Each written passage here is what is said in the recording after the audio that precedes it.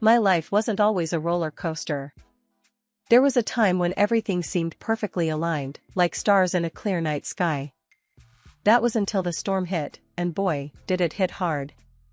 Let me take you back to where it all started. My name's Ava, just a regular gal who landed a job at a prestigious family-owned company.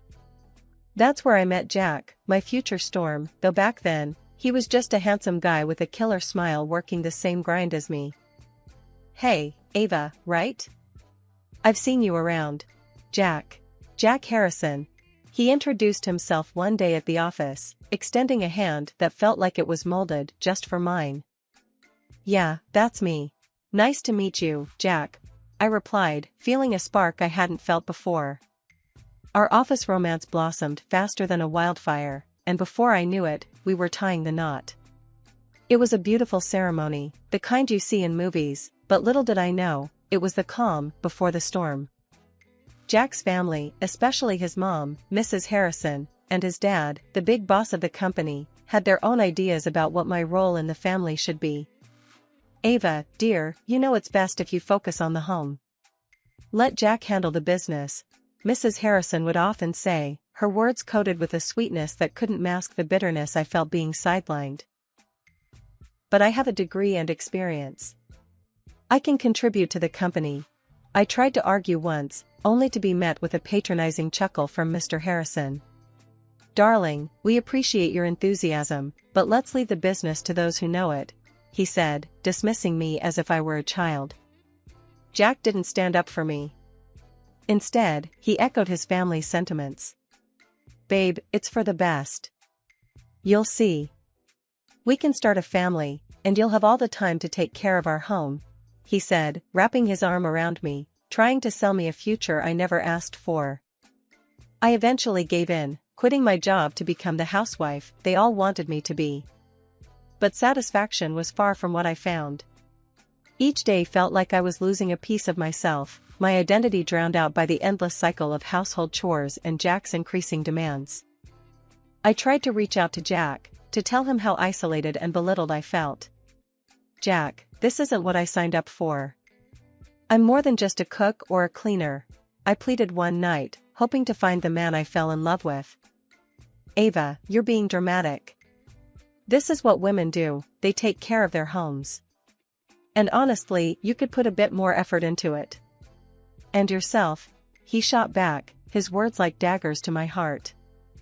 That conversation was the first of many storms to come, each one eroding the love and respect I had for Jack. I started to see the man he truly was, not the one I married but someone who saw me as nothing more than a convenience, an accessory to his life of privilege and entitlement.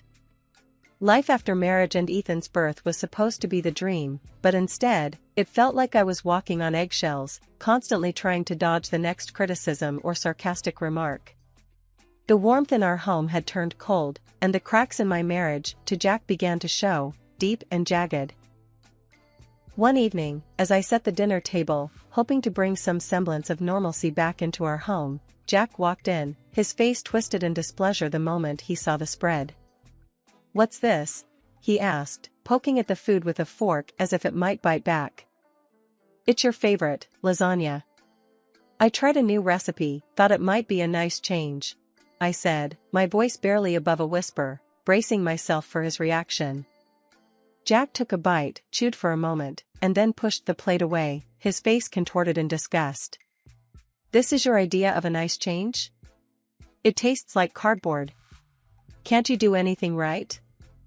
His words felt like a slap across the face. I fought back tears, not wanting to give him the satisfaction of seeing me crumble. I'm sorry you didn't like it. I'll try something else tomorrow, I replied, my voice steady, but my heart breaking. Don't bother. I'll just order from the restaurant. At least they know how to cook, he retorted, grabbing his phone to dial. That night, as I cleaned up the untouched plates of food, Mrs. Harrison made her grand entrance, as if on cue, ready to add salt to the wound. Ava, dear, I heard about your little cooking mishap. Let me show you how it's done. Not that you'll ever learn, she said, her tone patronizing, her eyes scanning the kitchen with undisguised contempt. I wanted to scream, to tell her to get out of my kitchen, my home, but I held my tongue.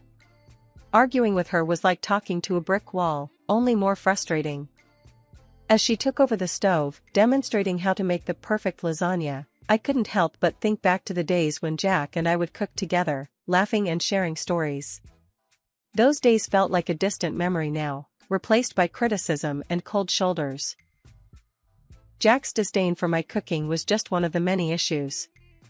He started commenting on my appearance, making snide remarks about the weight I hadn't lost since Ethan's birth, about how I didn't dress up anymore or bother with makeup. "Ava, look at yourself. You've let yourself go. Is it any wonder I prefer eating out?" he'd say, his words dripping with disdain. "I'm taking care of Ethan, the house, everything. When do you expect me to find the time to go to the gym or get dolled up? It's not like you're helping." I shot back one day, my patience wearing thin. Jack just laughed, a harsh, mocking sound that echoed in the empty spaces of our home. "Excuses, Ava. You're just lazy. And you wonder why I'm out more often? Maybe if you put in some effort, I'd want to spend time at home." His words stung, a reminder of how far we'd drifted apart. The man I married, who used to look at me like I was the only woman in the world, now looked through me, as if I were nothing more than a nuisance. The cracks in our marriage weren't just showing, they were widening, threatening to swallow me whole. I felt trapped, caught in a cycle of trying to please a man who no longer saw my worth, and battling a mother-in-law who relished in my failures. Life as a full-time housewife was a tough gig, more so when your input was constantly belittled.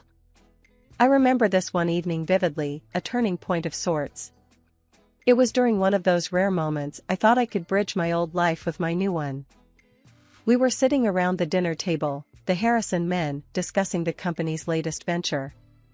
I saw an opening, a chance to remind them, and maybe myself, that I wasn't just background noise. "You know, if you tweaked your marketing strategy to target a younger demographic, you could increase your market share significantly." I chimed in, my voice steady, but my heart racing. Jack and his dad, mid-bite, exchanged looks that screamed, "Is she for real?" Mr. Harrison, after a dramatic pause, let out a laugh that echoed off the walls. "Ava, sweetheart, stick to what you know. This is business, not some home project." "Yeah, babe. Let the men handle the big stuff," Jack added, his tone laced with a condescension that made my blood boil. I pushed back, feeling my old fire flickering. "Actually, I have a degree in finance. Remember? I might know a thing or two that could help." But Jack waved me off. "Finance, schminance. It's cute you want to help, but let's not pretend you're a player in this game." The conversation moved on, but I sat there, stewing in a mix of anger and humiliation. It was clear I was no longer seen as an equal, if I ever was. Later that night, I called my dad, needing to vent to someone who saw me as more than just a sideline spouse. "Dad, I'm so tired of being dismissed. I tried to offer advice tonight, and Jack and his dad laughed in my face," I said, the frustration evident in my voice. "Sweetheart, I've told you about them. They're all high and mighty because of that company. But you're smart, and you're strong. You don't need their validation." My dad's voice was calm, but I could hear the anger simmering beneath. He then dropped a bombshell. "You know what? Let's give them a taste of their own medicine. I've got some money saved up from my investments.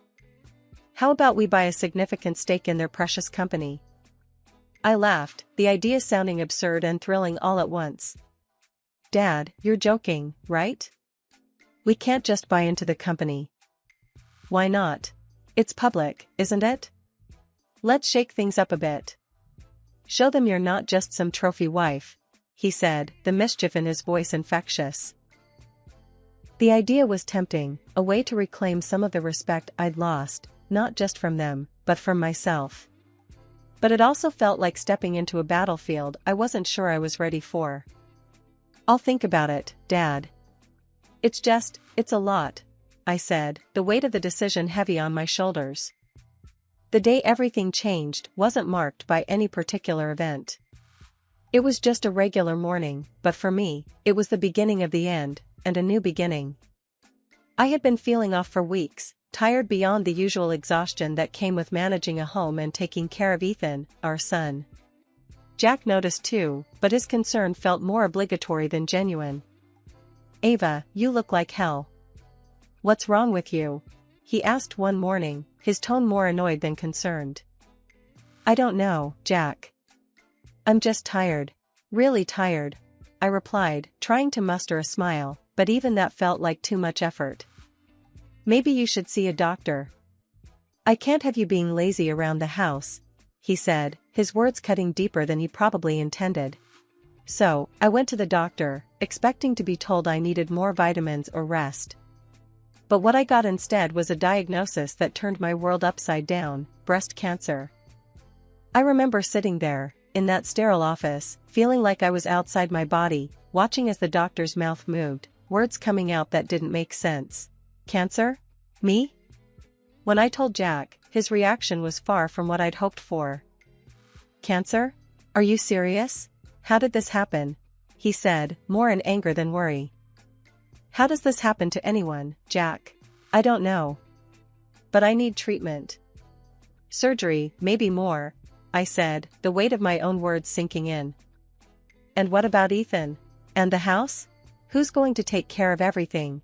he asked, his priorities laying bare the gap between us. I felt a loneliness then that was unlike anything I'd ever experienced. This was my partner, the man I'd chosen to build a life with, and in my moment of greatest need, he was worried about who would take care of the house. The following weeks were a blur of appointments and treatments. I grew weaker, physically and emotionally, and Jack grew distant. The few times I tried to talk to him about my fears, my hopes, he brushed me off. And then a terrible thing happened. The doctor, with a solemn look that prefaced bad news, told me that the best course of action was a mastectomy. Breast removal surgery. The words echoed in my head, a relentless echo that refused to fade. I was reeling from the news, but I knew I had to tell Jack. His reaction, however, was something I could never have prepared for.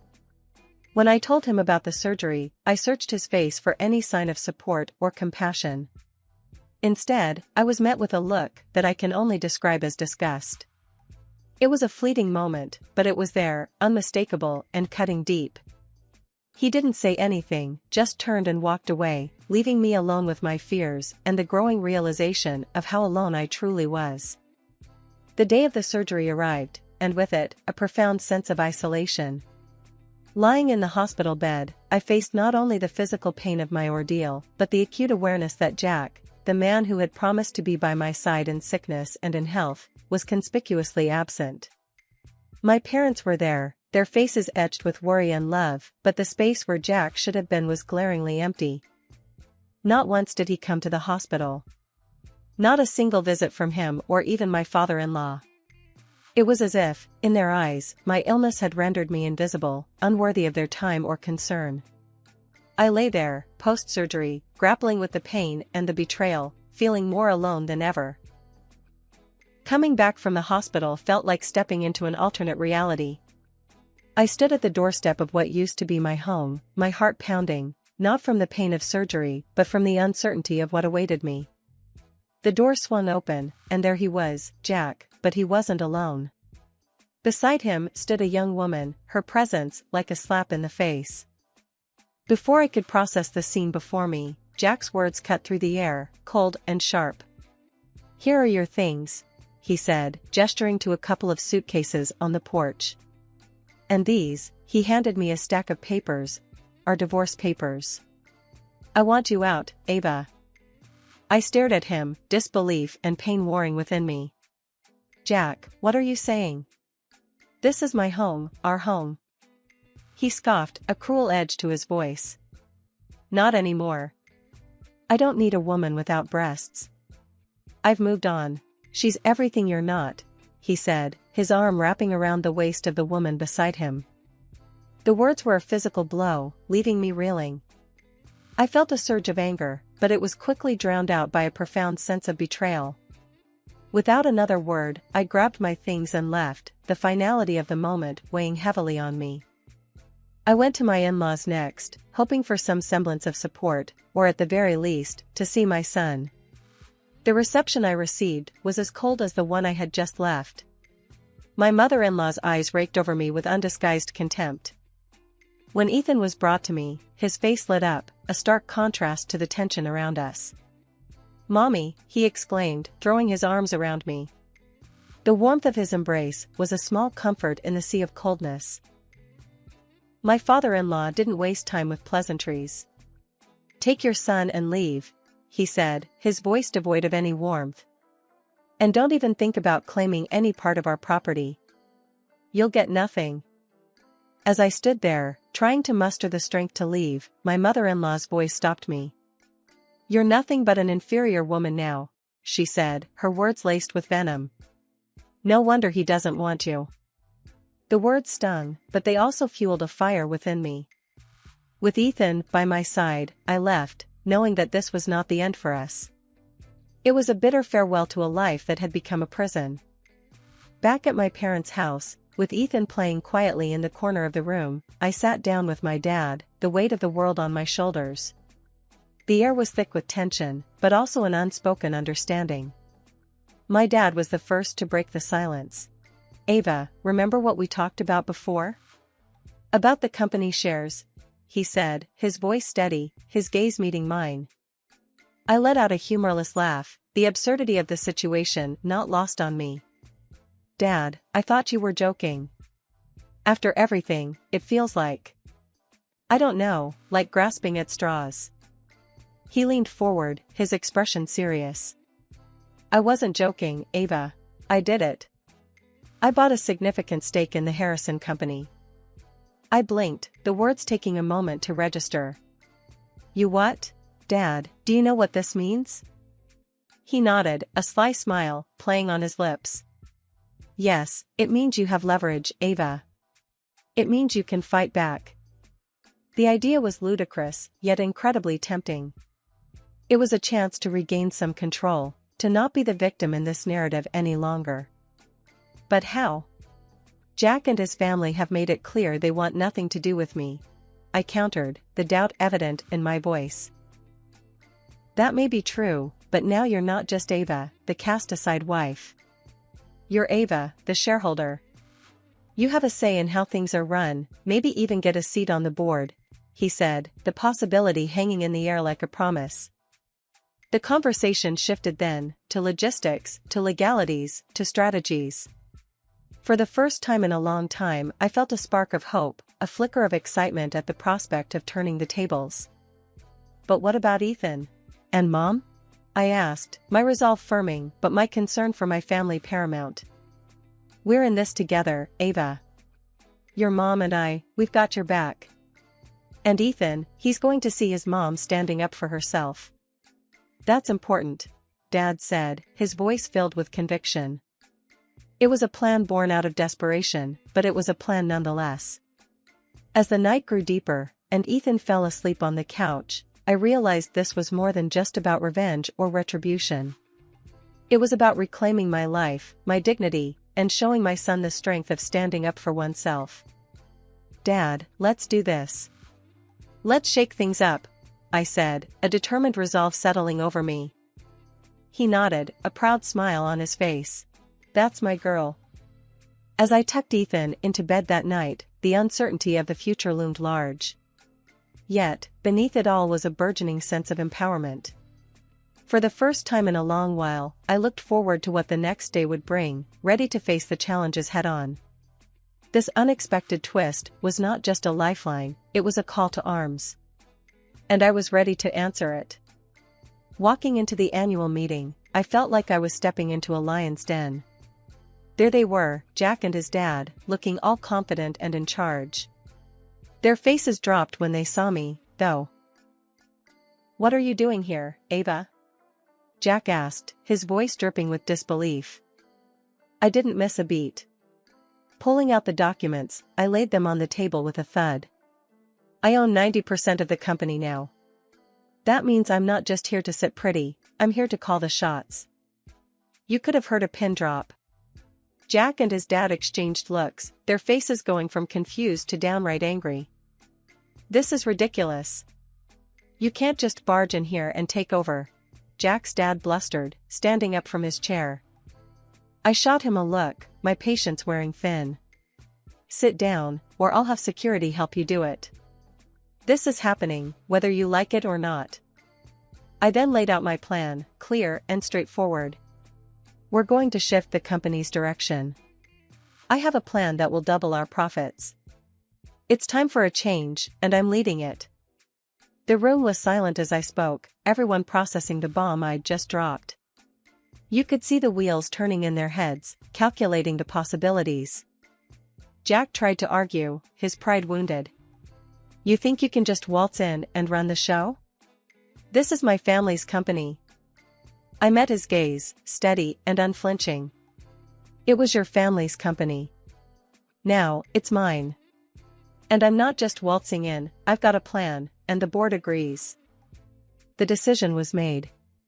The board, seeing the potential in my plan, backed me up. It was a surreal moment, watching Jack and his father realize the tables had turned. As the meeting ended, and the room cleared, Jack approached me, his demeanor changed. Ava, let's talk about this. There's got to be a way we can work together. But it was too late for negotiations or pleasantries. We're past talking, Jack. It's time for action. And as for working together, that ship has sailed. It's time for a new era, and I'm at the helm. After the dust settled from the shareholders' meeting, I took the helm of the company with a mix of determination and anticipation. The first few weeks were a whirlwind of meetings, planning sessions, and getting up to speed on every aspect of the business. I was determined to turn the company around, not just for the sake of profits, but to prove to myself and everyone else that I could do this.